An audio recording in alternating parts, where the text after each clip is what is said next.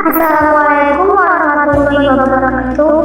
Hai teman-teman, perkenalkan kami dari kelompok 8 yang beranggotakan yaitu Manisa Sofia, Manisa Gimnasia, dan Ramadhan Hasan akan mempresentasikan materi tentang Islam di Kepulauan Asia Tenggara. Mari simak video berikut ini. Yang pertama itu adalah sejarah peradaban Islam di Asia Tenggara. Asia Tenggara terdiri dari negara-negara seperti Indonesia, Filipina, Patani, Malaysia, dan lain sebagainya. Proses Islamisasi dimulai di Indonesia pada abad ke-7 Masehi di Perlak Aceh, kemudian menyebar ke Malaysia, Singapura, Thailand, dan Brunei Darussalam. Adapun teori-teori yang mengikuti yaitu yang pertama teori Gujarat. Lord Hurgronje menyatakan bahwa Islam masuk ke Asia Tenggara melalui pedagang Muslim dari Gujarat, India sekitar abad ke-13 Masehi. Teori ini didasarkan pada bukti arkeologis dan epigrafi di makam-makam kuno Sumatera.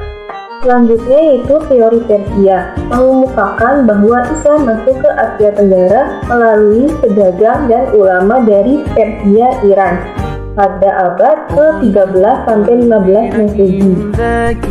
Teori ini didukung beberapa bukti budaya dan tradisi Asia Tenggara yang memiliki kemiripan tradisi Persia, yaitu aksara Arab, beberapa naskah lama, dan praktik-praktik keagamaan di Nusantara, terutama kerajaan-kerajaan awal. Yang ketiga itu teori Arab pada abad ke-7 Masehi melalui pedagang Arab yang singgah di pelabuhan di sepanjang jalur perdagangan. Adapun catatan sejarah dalam bukti arkeologis bahwa pedagang Timur Tengah telah berinteraksi kepada masyarakat Asia Tenggara. Selanjutnya, proses Islamisasi di Asia Tenggara. Yang pertama itu ada jalur perdagangan. Para pedagang Persia, Arab, dan Gujarat tidak hanya membawa barang dagangan, tetapi juga menyebarkan Islam kepada masyarakat, termasuk kerajaan maritim seperti Malaka, Aceh, dan Banten. Yang kedua yaitu jalur dakwah. Para ulama mubalik datang ke Asia Tenggara mengajarkan nilai-nilai Islam dan memperkenalkan praktik ibadah yaitu sholat, zakat, dan puasa.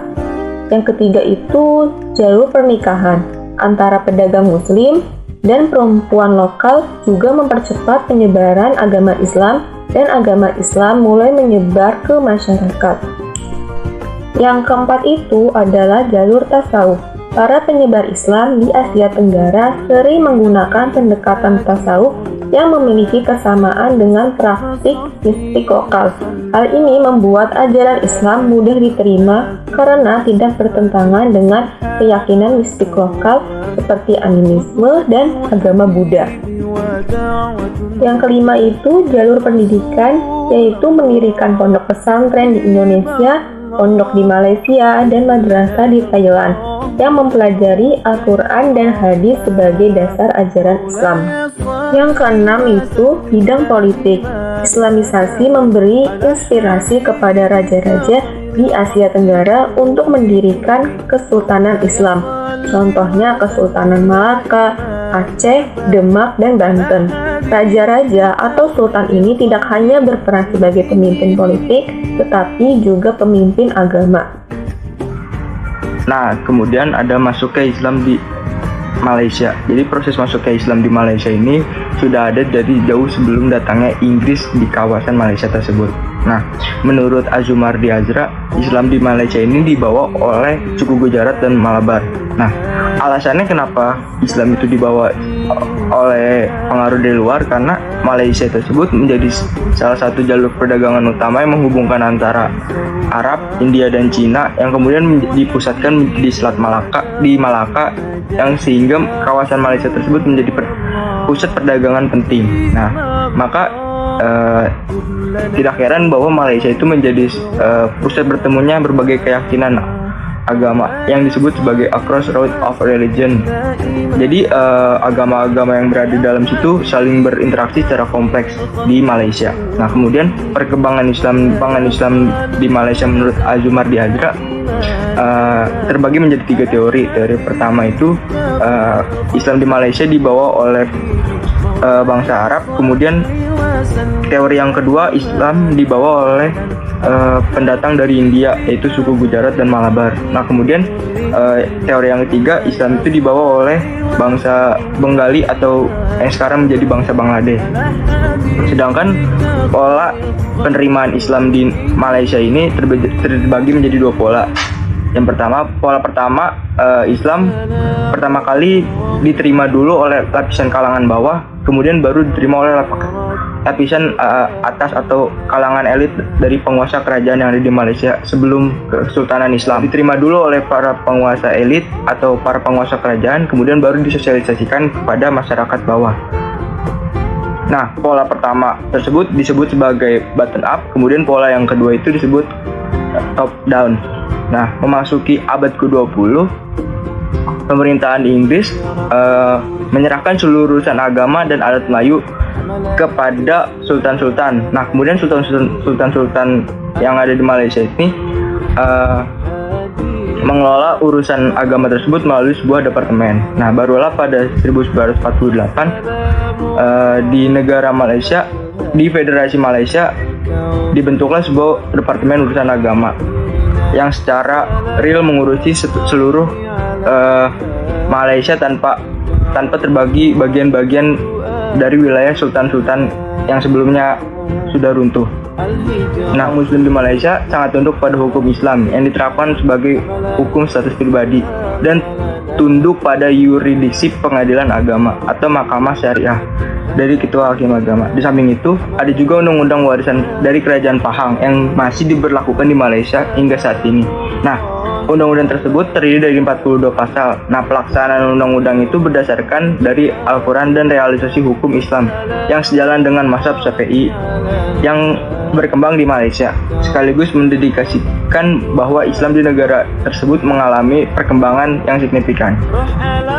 Nah, kemudian ada masuknya Islam di Thailand. Masuknya Islam di Thailand ini dimulai sejak abad 10 hingga 11 Masehi yang dibawa langsung oleh para pedagang Arab ataupun dari para pedagang dari India.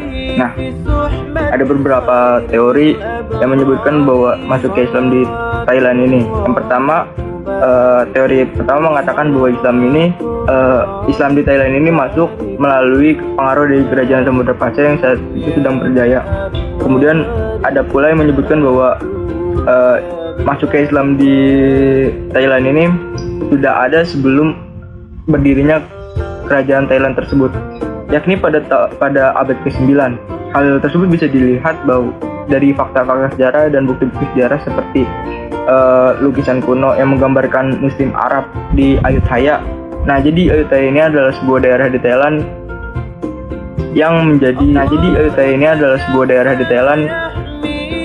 yang menjadi titik keberhasilan bangsa Arab dan mendirikan daulah Islamnya di Pattaya. Nah, hal tersebut menjadi bukti bahwa Islam telah berkuasa jauh sebelum berdirinya kerajaan Thailand. Nah, kemudian menurut Asep Ahmad Hidayat dalam bukunya yang berjudul Sejarah Sosial Muslim Minoritas Etnis Melayu di Nusantara, wilayah paling selatan Thailand tersebut merupakan awal dari sebuah kerajaan Melayu yang berdaulat, yaitu Kesultanan Melayu Patani. Ya, Kesultanan Melayu Patani ini diperkirakan mencakup 5 wilayah. Yang pertama Patani, Yala, Narathiwa, dan Songkala. Dan bagian paling utara Malaysia modern seperti Kelantan, Kedah, Perlis, dan Terengganu.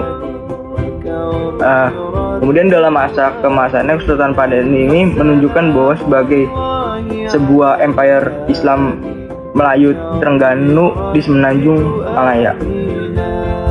Patani Raya pada waktu itu merupakan sebuah kota ataupun sebuah kota yang terdiri dari berbagai pelabuhan sangat terkenal dan makmur. yang diperintahkan oleh raja-raja yang superpower. Nah, Kesultanan Patani mencapai puncak kejayaannya ketika diperintah oleh sultanah atau para pemimpin perempuan. Kemudian kemakmuran tersebut akibat adanya hubungan perdagangan dengan bangsa-bangsa Barat ataupun bangsa-bangsa Asia Timur. Nah, sepanjang abad ke-16 muncul nama-nama ulama besar dan pendakwah besar yang ada di Patani ini, seperti Syekh Faqih Al-Malbari, Syekh Ali Faqih Al-Fatani, Syekh Abdul Jalil Al-Fatani. Nah, kemudian barulah pada menjelang abad ke-19 Masehi, Kesultanan Patani telah menjadi korban dari penaklukan kerajaan Siam. Nah, penaklukan tersebut dimulai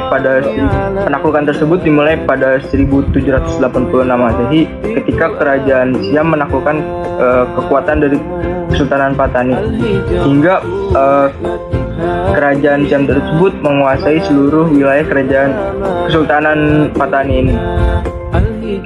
Nah, sebagai akibat dari kekalahannya, Patani menerima hukuman perang dari kerajaan Siam berupa kekejaman dan penganiayaan. Menurut catatan, ada lebih dari 15.000 korban dan 90.000 penduduk Patani mengungsi ke Sungai Muda, Kedah, dan Semenanjung Melayu. Sementara itu, sisa dari peninggalan Kesultanan Patani ini berupa hanya bersisakan Masjid Kesultanan Patani yang kemudian sekarang dikenal sebagai Masjid Gersik atau Krese Ampe Taiburi yang berdiri di Provinsi Patani. Baiklah, selanjutnya adalah materi masuk dan berkembangnya Islam di Filipina. Islam masuk wilayah di Filipina Selatan, khususnya Kepulauan Sulu dan Mindanao pada tahun 1390 Masehi. Orang pertama yang memperkenalkan Islam ke Sulu adalah Tuan Musaika yang diperkirakan telah sampai di Sulu pada abad ke-13 Masehi.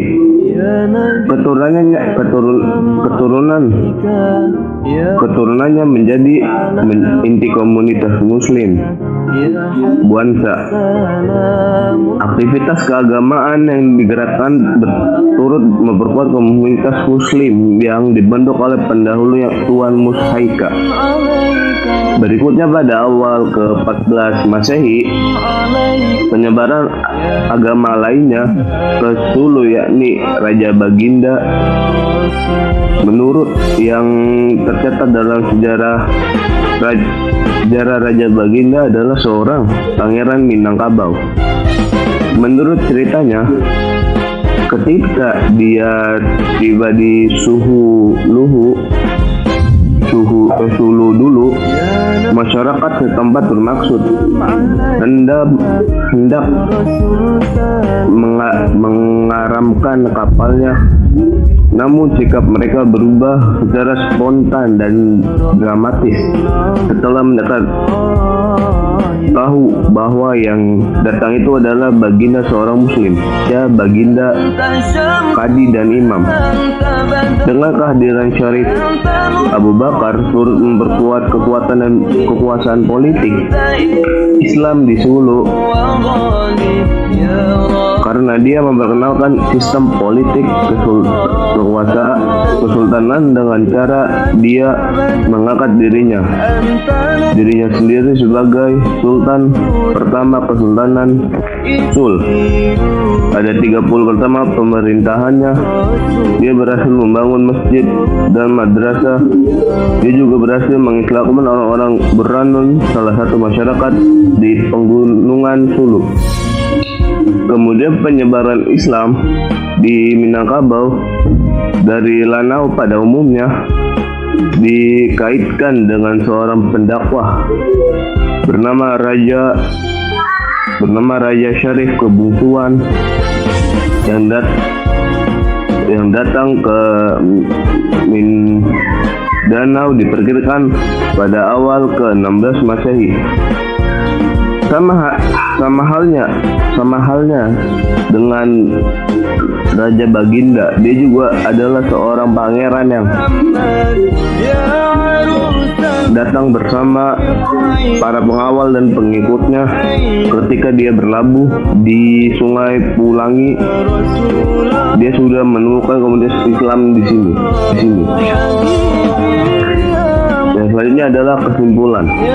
Islam masuk dan berkembang di Asia Tenggara melalui proses dengan berbagai saluran dalam penyebarannya, seperti melalui saluran perdagangan, perkawinan, tasawuf, pendidikan, kesenian, dan saluran politik. Islam adalah agama di dalamnya terdapat ajaran media perjalanan sejarah umat yang di Asia Tenggara telah menyebabkan terjadinya pertempuran kebudayaan lokal dan ajaran Islam sehingga menumbuhkan budaya baru yang dinamis dapat diterima Islam secara damai di Asia Tenggara. Selain itu